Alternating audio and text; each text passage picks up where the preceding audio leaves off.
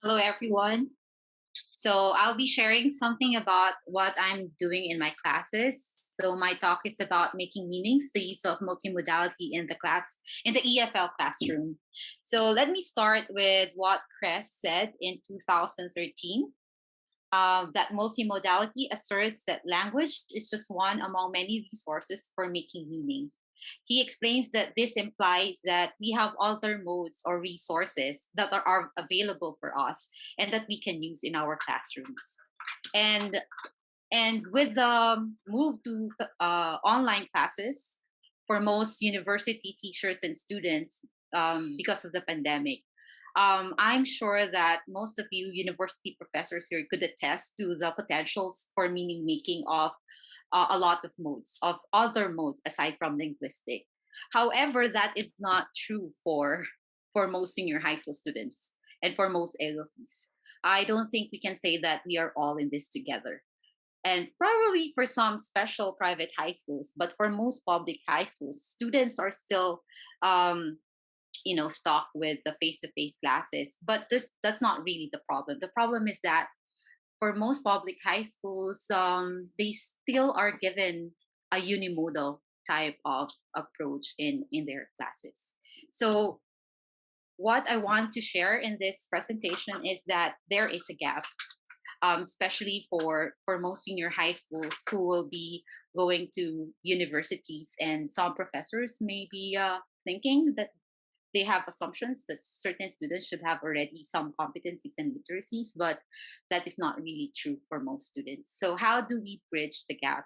I'm not really an expert to really give you all the correct answers, but just through my experience, things that I do in my classes that somehow would address this gap.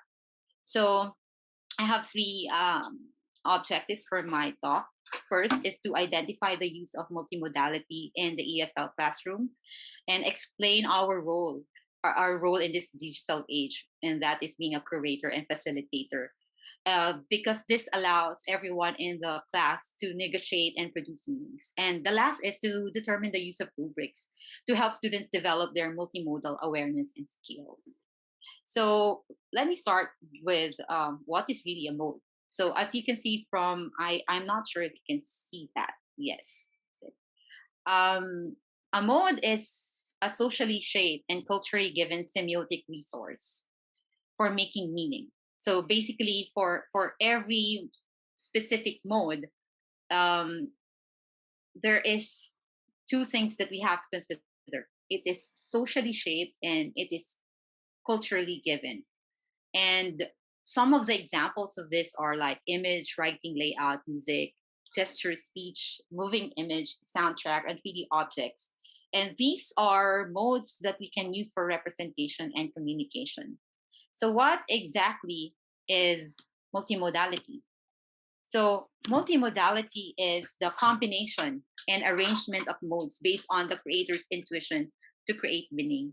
So, I would like you to focus on the word creator, because focusing on this word brings about a different meaning to us as educators. Like, we should also reflect on how do we see ourselves in meaning making? Do we see ourselves as just the very source of meaning, or do do should we rethink about how our role in the classroom? Should we allow also our students to make meanings and produce meanings by themselves? So how exactly can we achieve that? Here is when we need the use of multimodality. I think I agree with what Lajar said in 2008, that the more different ways you learn something, the more you will learn it. The more different ways you learn something, the more you will remember it. And the more different ways you learn something, the more you will genuinely understand it. So the focus is on the more ways, more modes, not just printed page, not just words, but other ways. And that is through us, educators. How can we bring that to the classroom? We become curators. And when we say curators, we design our lessons. Even as ALTs, as JTEs, I'm sure for most senior high schools, we make decisions. Our decisions in selecting tools, materials, resources are very important in making sure that meanings are made, interpreted, and communicated in the EFL classroom. The online classes, especially this is done in the university level, can really prove what Reed said, that the best tutors and teachers provoke thought, challenge conceptions, and encourage their students to go above and beyond their usual sources and channels when investigating a new topic. And that is what the new tech facilitates, that kind of pedagogy. It helps to remove the barriers to discovery by opening up new sources and mode of expressions, not just the book, not just the textbook that most teachers are limited to use. And let me share with you how I plan my multimodal lesson. So I have 3 stages. I have first prepare, then engage, and then lastly is extend. So when I say prepare, I use multimodal resources by setting the stage for meaningful class through my classroom lead-ins. So whenever I start with my classes, I use meaningful resources, multimodal resources, just to make sure that I prepare my class for a meaningful conversation. So I use as much as possible different resources. I can like use uh, audio stimuli that that would have a similar, that would evoke thought that is similar to the very topic of my lesson, or use realia, something that students can really touch. I also try to make use of gamification, the idea of engaging with fun games, videos, or anything that can mobilize enthusiasm and motivation for the topic of the lesson. So at the very beginning of my class, I would always impress upon my students why are they doing something that I give them. What is the very importance of my inputs? Because I emphasize to them that these inputs are important for you to achieve and successfully perform a task. Because if students know why they're doing things, then they become more active, engaged in whatever I give them. So in preparing my multimodal lesson, I also make sure that it's included in my lesson objectives. For example, in this lesson, I would want them to create a multimodal presentation using the main idea of the listening passage, because sometimes yes, the school wants students to still have developed the reading skills for the entrance exam. And so even if I'm trying to hit two birds with one stone, like students can still develop the reading skills, but I would want them to be engaged with their classmates, or with the material, and also to be involved in their tasks by making them present. Because when they create their own presentation, they become more involved in their learning, and they will develop this agency that we hear. And whenever I assign students to use certain modes, may it be Canva or PowerPoint or even cutouts, I try them out, because trying the selected modes yourself can help you anticipate possible problems that may arise, and you can properly um, assist your students if you have try them out yourself. Okay, so the very point of multimodality in the classroom, not being limited with textbooks, is that you're able to achieve what Gaudier and Magnuson said about learning, and that is transformative engagement. And when we bring into our class meaningful tasks, when we bring in very important issues like SDG or SEL cell, then we can really assure learning to happen. because of this engagement. So the next stage for me whenever I prepare my multimodal lessons is engage. You have to engage students through meaning making using multimodal resources.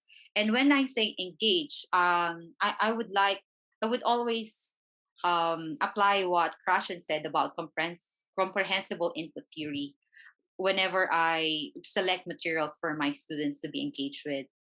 That is the I+1, meaning that the input that you select is just one level ahead of or above your student's level, so that it's not too easy nor too difficult. Because if the material is too easy, then students can get bored about it and they will not be engaged in it. If it's too difficult, they will also not engage with the material. So, for example, in this sample lesson, in the textbook, they are supposed to listen to a podcast interview, an interview to a brain science expert on how people can change their brain. So, this is the main input. No, I would know that by looking at the kind of words used in the podcast. So, if it's not too easy or not too difficult, then we're okay. But then again, of course, you can make students identify the difficult words through context clues to still help them. And whenever I have this main input, I would always have a parallel input. The parallel input is similar with the idea of my main input, but somehow would allow students to share, interpret meanings with one another. Of course, there will be scaffolding strategies that I use so that they can understand the video, like closed captions. Or sometimes I will pause some parts of the video and ask students to do think, pair, share. So let's watch the video and see how this can support um, and how it promotes multimodality in the EFL classroom.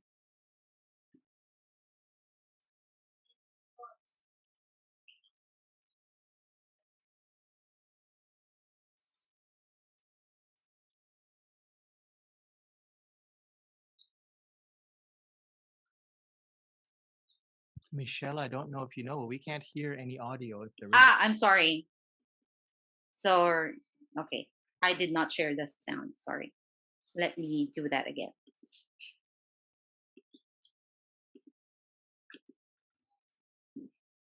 Okay.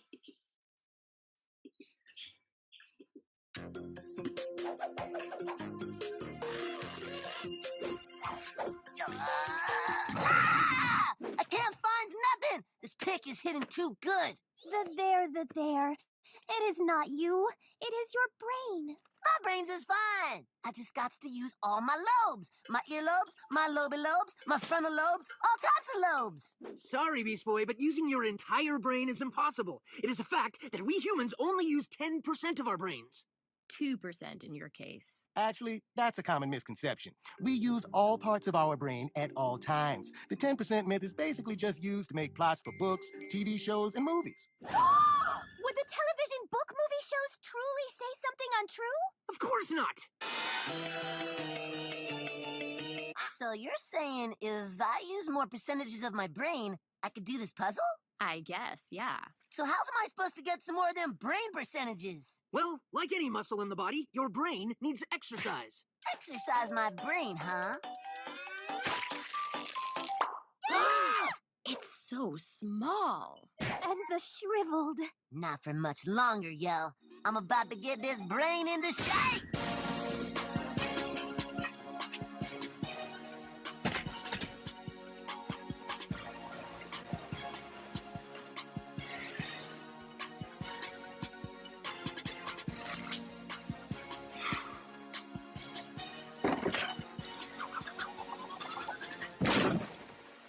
Okay, so when I use that video in my class, my students were really so engaged with it because whenever I stopped I paused some parts of it, they were talking about what's happening. They're asking questions about it because yeah, as ALTs, we also have to explain to them culturally what's happening in the video, and but what I noted is that students were really curious about what's happening and how it is related to the podcast that they listen to.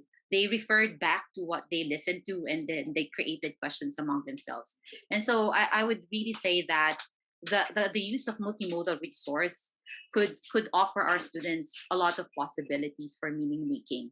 I would like to emphasize that diverse modes would, of course, with the use of diverse mediums and diverse experiences, would result in engagement and communication, and that would help us to have more engaged and active language learners. Okay, so now the last stage I would like to share is extend. In extend part, just like what I have shared in my in setting your objectives, you have to really include in your objectives a part in your lesson that allows students to make meanings by allowing them to communicate, collaborate, create, and do multimodal presentations. Because only in here that we can assure learning, that we can really assure that students continue communicating with one another, engaging with the material, and really owning what they're learning. And here, I also consider Vygotsky's idea about ZPD, zone of proximal development. There's that particular part between what students can do and what can't do, and that's where we ALTs and JTs could come in. Why? Precisely because there are three components aiding the learning process. And these are: one, the presence of someone with knowledge and skills beyond that of the learner, more knowledgeable other. That would be us, ALTs, JTEs. Social interaction with a skillful tutor that allow the learner to observe and practice their skills. Scaffolding or supportive activities provided by the educator or more competent peer to support the student as he or she is led through the ZPD. So that's why it's really important to have team teaching. That's why it's really important to have ALTs, because we can be those aids for students' learning process. And let me show you an example of how I use multimodal resources in my class, and how we can allow a more engaging and fun and engaging learning in the classroom with the use of multimodality.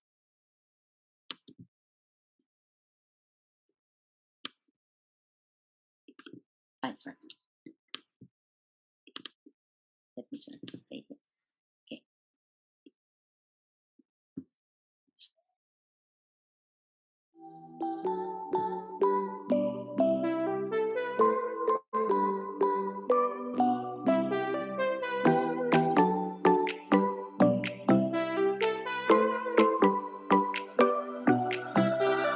Music keeps me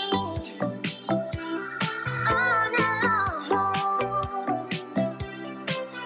You got the feeling. The music keeps me singing.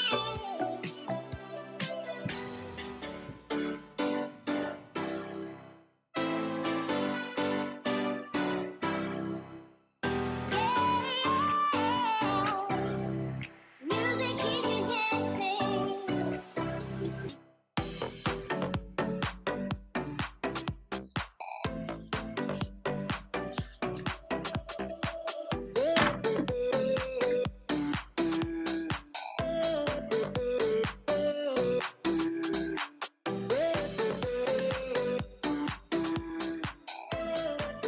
Okay. Okay, and also I would like to show you this video of our English camps, because I would like just to point out that English camps are very fun and engaging because multimodal resources are truly employed. And we can also see that with the use of multimodality, there we can say that our classroom is inclusive. Why? Because the instruction would be more learner-centered and inclusive of all learning preferences, not favoring one particular learning style. So students in English camp do not feel like they are like behind because they have like certain disabilities, or they have like challenges in like linguistic modes. So my point in showing you this English camp video is that how about bringing the English camp atmosphere in our EFL classroom? by employing multimodality. So let's watch this.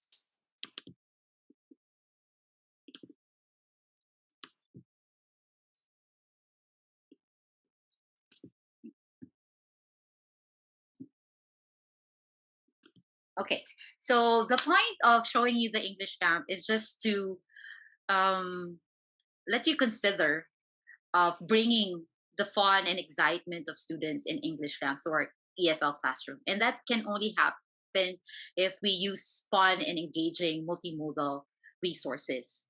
And I think that when students feel excited about learning English, it can bring a lot of benefits to our daily EFL classes. That they will not be limited to just memorizing or engaging with the printed page, but also um, be engaged with other modes, not just linguistic, but visual, audio, gestural, spatial, and other modes.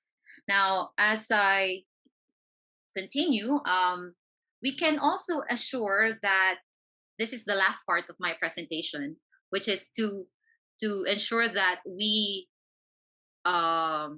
properly give feedback to our students, even if it's a multimodality, they are still learning. And that learning is not just limited to paper and pen test, but learning could also be through meaningful projects.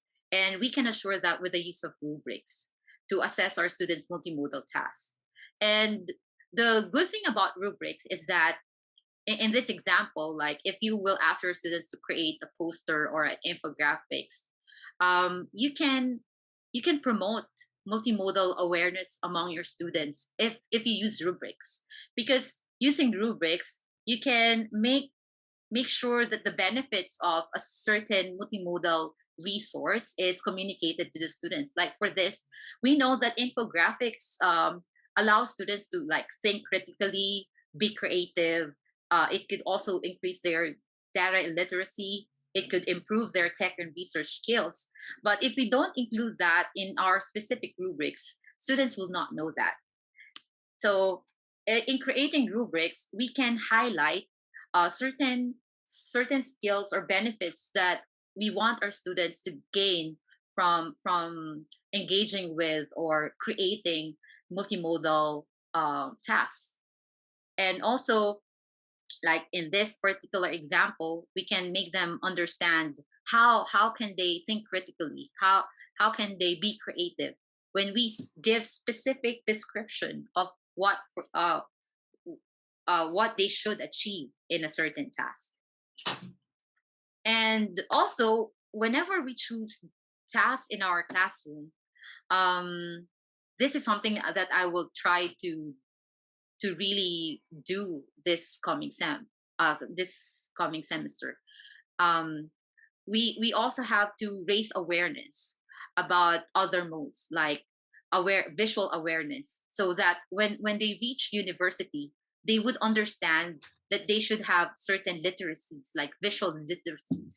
When we try to use rubrics, we can also impart these literacies, like how for students to understand how images create a distinct atmosphere or tone, or how images can communicate metaphors or symbolisms by including them in our specific rubrics.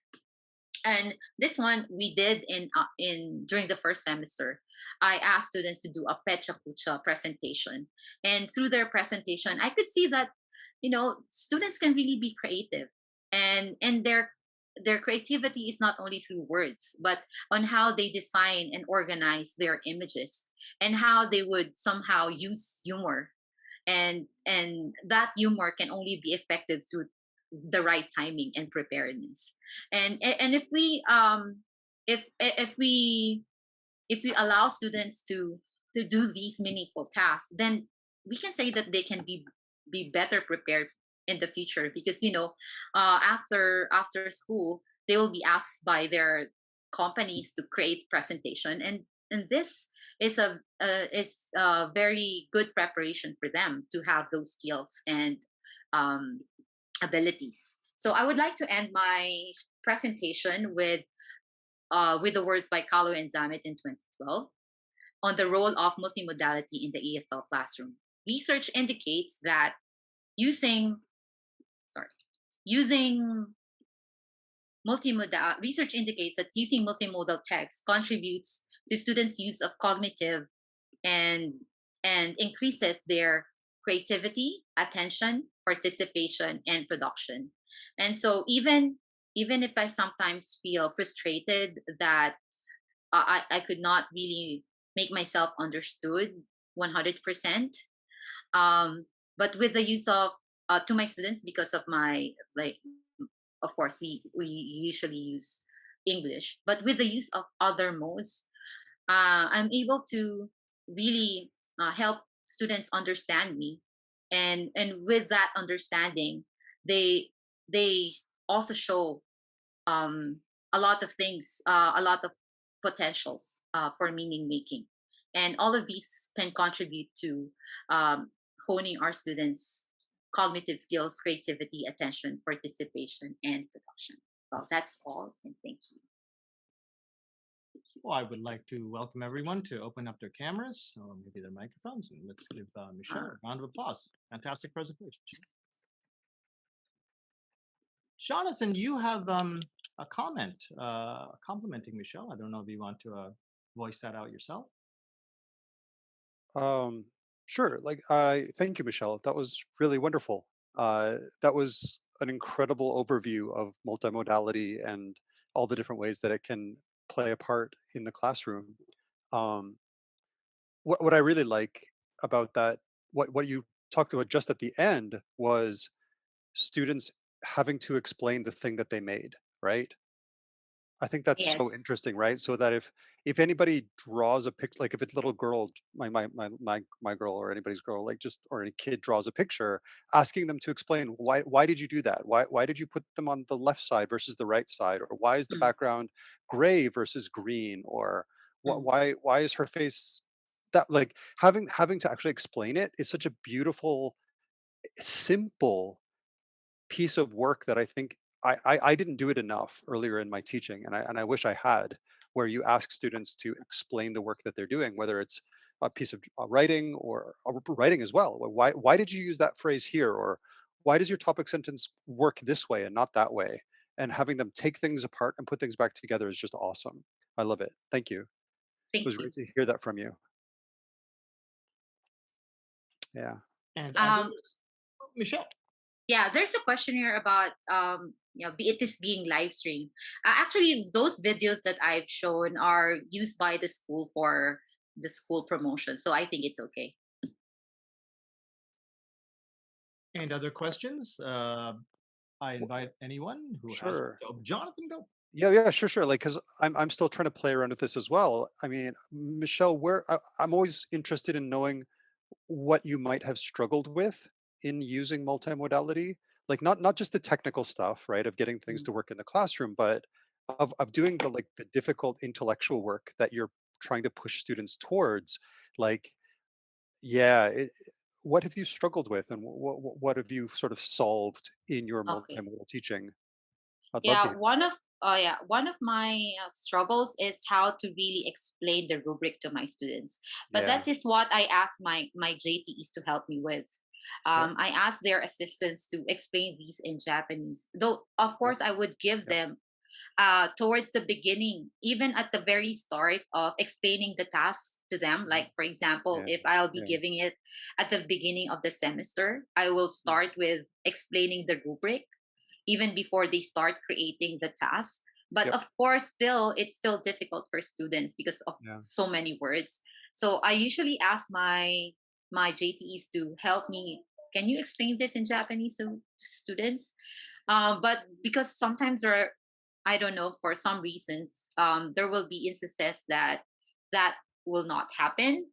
So Yeah. what I do is that I create a sample and Yep. I demonstrate the sample to students and I point to them back to the rubric. Oh, this is creativity. Okay, this is how you do preparedness, or this is how you do content. Yeah. So that is my struggle, and it would really take a lot of time uh, It does. from us. Yes. Yeah, it really does. And I love what you just said about examples too. Like if you point students at examples, it not only can push them to another level of creativity, or another level of cooperation or multimodal use. But then you can use that for grading as well, right? Yes, for And so grading. it just has that wonderful positive washback effect on everything. Yeah, it's awesome. Thanks. Your Thank work's you. amazing. No, thank you. Christine. Yes, thank you. Michelle, that was really detailed. I have one quick question. In the clip that you show about how your classroom are dynamic, I noticed there weren't any iPads.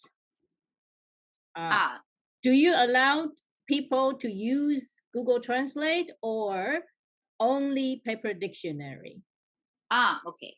So actually, in one of our activities, when I asked them to create infographics, I actually requested the JTEs to allow students to use iPads and to use the internet so that they can use Google Translate. And also, I taught them how to use some of the modes I assigned to them. For example, I showed them how to use Canva and how they can create infographics out of Canva. I also I actually included in my plan certain session where I taught them the use of the use of technology so that they can create their infographics. Thank you. The reason I ask because if I often get kids, especially the primary, 5th, 6th grades, because I only see them once a week. So they have one more lesson with their homeroom teacher. And that's when they use Google Translate to translate for their written tasks. And when I'm with them and I try to correct them, they will be telling me, oh, but iPad says this. And rather than believing native speakers correction, so I get really frustrated with how they are over relying on the translation. But yeah, I understand if for the to put up visuals you can use iPad, but for grammars and vocabulary, do you only allow paper dictionary, or are you allowing them to look up to use machine translation?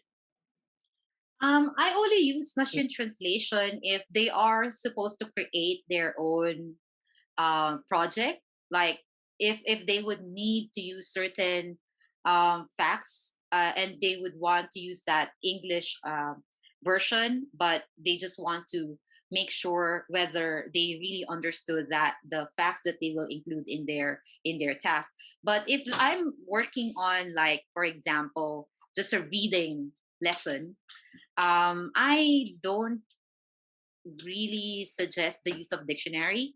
I usually use context clues to help students with their vocabulary difficulties. And because I find dictionaries like wasting time, but it really works if they will use context clues to understand certain words. Thank you. Thank you. Michelle, you have a comment and a question in the chat from Alex Burke. Alex, I don't know if you want to open up your mic and camera to address that yourself. And there's also a comment from Emile to Christine, though, I believe. Alex, did you want to bring that in? Or there she is. Hi. Yeah, I was interested in the rubric, and I wondered if you could turn some of the text into icons. Yes. So if you could do that, and maybe and give them a percentage or something about, like, if they have to do this much or this much time or this many, sort of whatever the output is, or whether it's pair conversations or whether it's something written, anything that you can turn into an icon so that they don't need to rely on text, would make it a lot easier to understand, perhaps.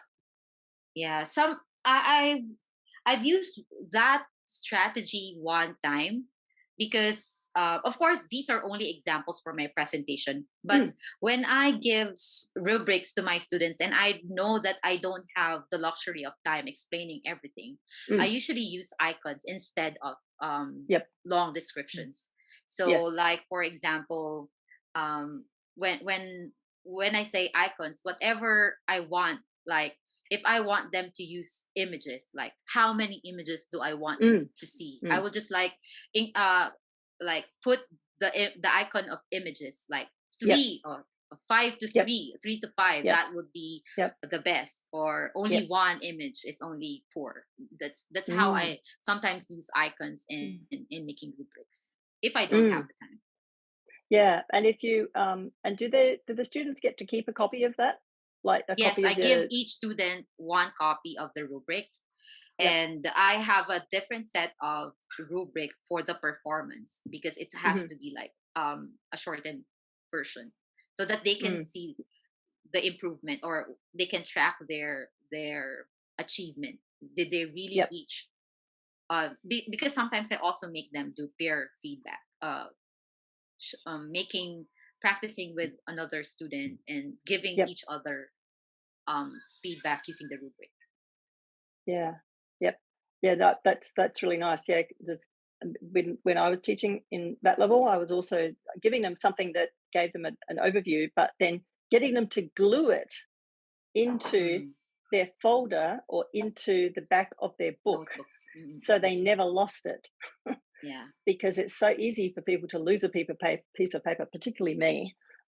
Yeah, that's the one thing I think that actually really helps students as well, to keep that really critical paper.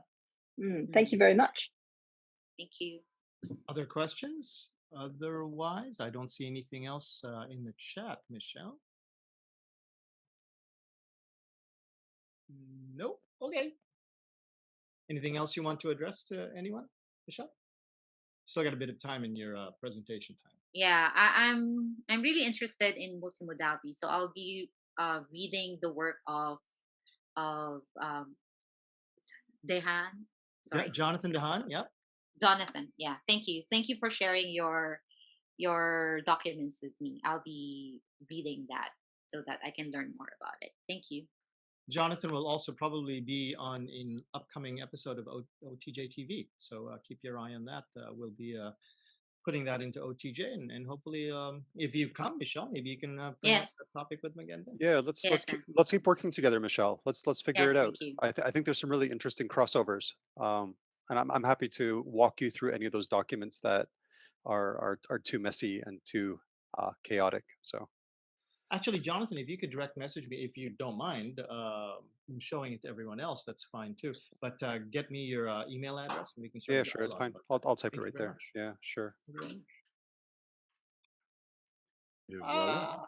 Collaboration is born. That's right. Yeah, sure. There you go. Yep. There he goes. I just typed it in the chat. So if anybody wants thank you. Yeah, if anybody wants to reach out. Adam, anything that you want to address there, before we say goodbye for the afternoon? Thanks everybody for coming.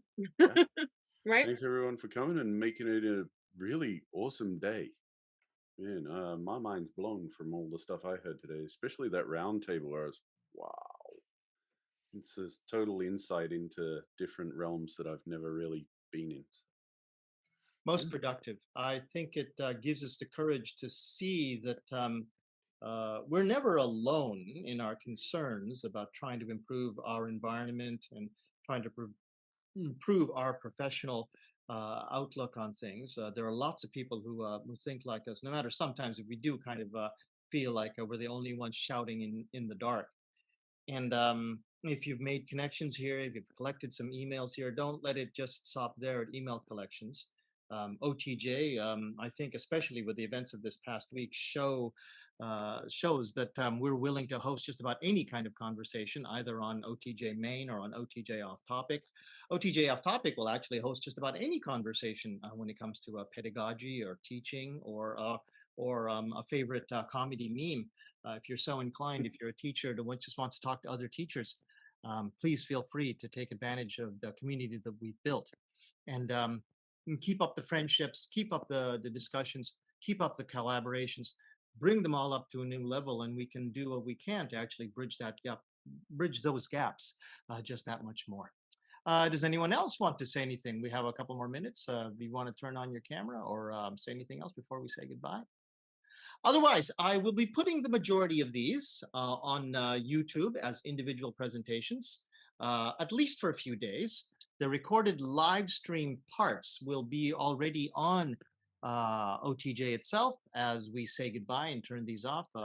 Facebook does a great job of collaborating with Zoom to do that there.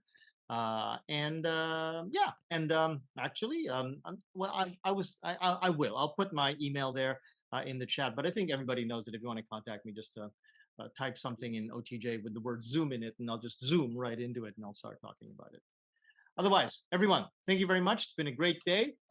Big wave to everybody. I'm gonna turn off the live stream now. Thanks, everybody.